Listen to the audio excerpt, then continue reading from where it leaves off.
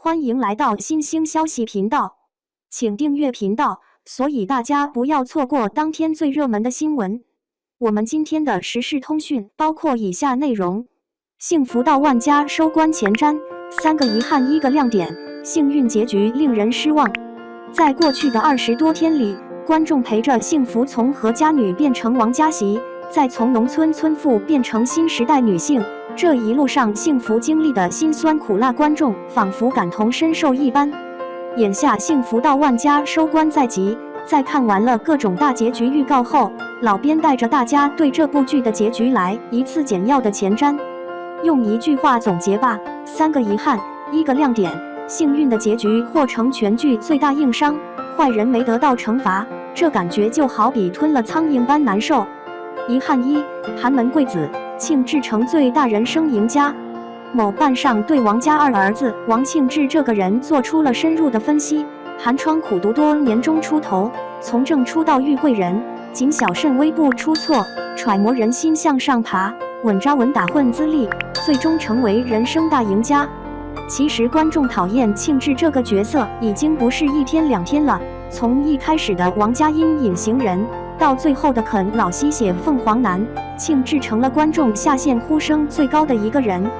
本以为在大结局这个大团圆的时刻，庆志能出来刷个好感，但却完全没有，依旧保持之前明哲保身的状态，就像之前一样，王家出事他装傻，任凭和幸福挺着个大肚子去维权，拿着家里给的30万去城里买了房，女朋友出钱装修，还附赠1台车，在老丈人的帮助下，事业也是步步高升。明眼人都能看出来，庆志这个人物绝对算不上是正面角色。但大结局的庆志却还是得到了最圆满的结局，没有体验到丝毫的人间疾苦，直接家庭事业双丰收。这个成功来的未免也太简单了点吧。遗憾2，寂寞维权欲盖弥彰。虽然整部剧里一直都充斥着让观众看着十分憋屈的事儿，但相比起来，秀玉学籍被顶替这件事儿才是最让观众感到愤怒的。就放在现实的话，这种学籍顶替也不是轻飘飘2句话就能解决的吧？要知道，这可是违法犯罪。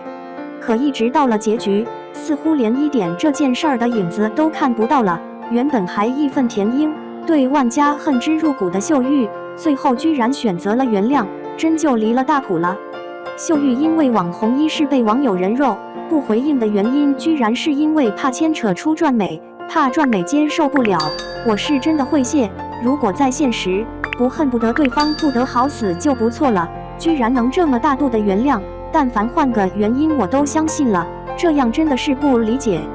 回过头来看《幸福到万家》这部剧每件事的发生节点和最后的解决节点，这么说吧，剧情完全就是靠打官司来推动的，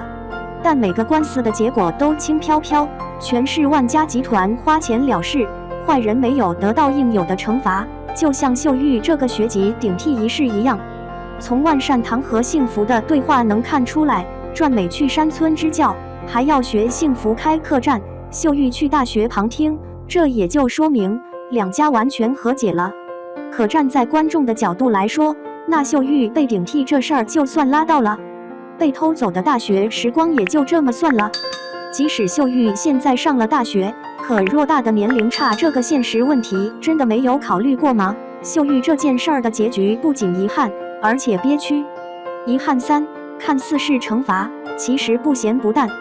大结局里，船家因为万家集团污水处理厂水污染一事被抓进了监狱，按照道理来说，这件事挺大快人心的。但仔细一琢磨，发现这件事的味儿一点都不对。污水处理厂水污染这件事，虽然也是万船家罪有应得，可从观众的上帝视角看，他一开始确实是不知情的，然后又犯了包庇的错。换个说法可能更直观一点，水污染这件事并不是万船家主观犯错，而是被动的被他人拉进来的，可他却因为这件事而锒铛入狱，看似是惩罚，其实本质上不咸不淡。这么说吧，如果万船家因为之前的婚闹，或者是后来的顶替学籍，这2件事儿的任何一件事儿而进监狱，都不会有这种不咸不淡的感觉。关键就在于污水处理厂虽然万传家有包庇之罪，但并不是主谋，而另外2件事就不一样了，他就是犯罪的实施者和策划者。所以说，万传家的这个结局挺遗憾的。尽管最后还是进了监狱，但进监狱的理由，老编仅代表个人看法，表示无法接受。高光亮点：万善堂大义灭亲，舍小家为大家。万善堂这个角色可以说是整部剧里最复杂的一个人。站在大局的角度看，他绝对是个好官，带领村民发家致富，积极为村民争取利益，但也会因为多年说一不二的做事风格而出现偏差。但站在父亲的角度来看，他却算不上一个好父亲。年轻时因为忙事业忽略了儿女的教育，导致他们越长越歪。万传媒顶替学籍一事被揭发后，万善堂无限包庇，纵容传家跟王家签署协议，这件事让很多观众对他这个人的看法发生了变化，甚至以为他人设崩了。其实不是这样的，说白了，顶替学籍这件事只关系到王家和万家2个家庭，2家私下解决完全没有问题。再加上万善堂本来就因为小时候对万传美缺少教育和陪伴而感到愧疚，身为父亲的他做出这样的决定完全能够理解。而在大结局，万善堂用证据亲手把万传家送进了监狱，很多观众表示万善堂对儿子和女儿的态度不一样，但老编觉得这就是万善堂身上的高光亮点。上面也提到了，学籍这件事是2个家庭，也就是小家。污水处理厂这件事儿不同，关系到的是整个村民乃至下一代的生命安全。在这种情况下，万善堂才会选择大义灭亲，而这种舍小家为大家的做法，才是万善堂这个角色身上最大的魅力所在。失望，幸运坏事做尽却最后洗白。相比于万传家、王庆来这种用剧情洗白的角色，和幸运这位从一开始被观众讨厌了39集，做尽了坏事的角色，洗白却只用了1集，真的是很失望了。其实也不能用坏事来形容，只能说和幸运走着走着就丢掉了自己的底线和原则。如果说一开始的婚闹和解释迫不得已，那后面对姐姐的冷嘲热讽，帮传家拟合同，还美其名曰是为了所有人好等的这些做法，真的很让人愤怒。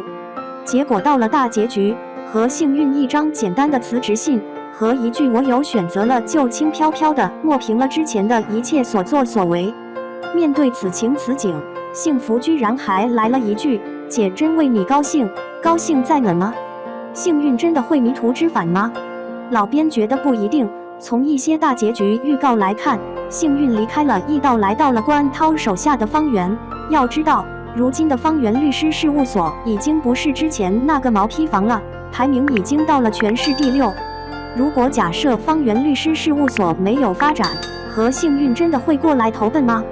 这么说吧，到了方圆律师事务所的和幸运挣得并不一定会比之前少，再加上幸福跟万家集团关系越来越近，所以也不会影响他在万家集团的地位。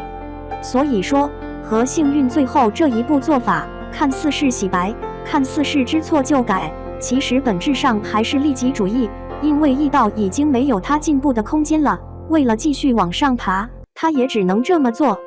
如果和幸运跟当时的关涛一样，从驿道出来自己创业，而不是加入已经成功的方圆，那么老编绝对会对这个角色高看一眼，也会相信他是真实的想悔过，但并没有。幸运从始至终都是在为自己考虑而已。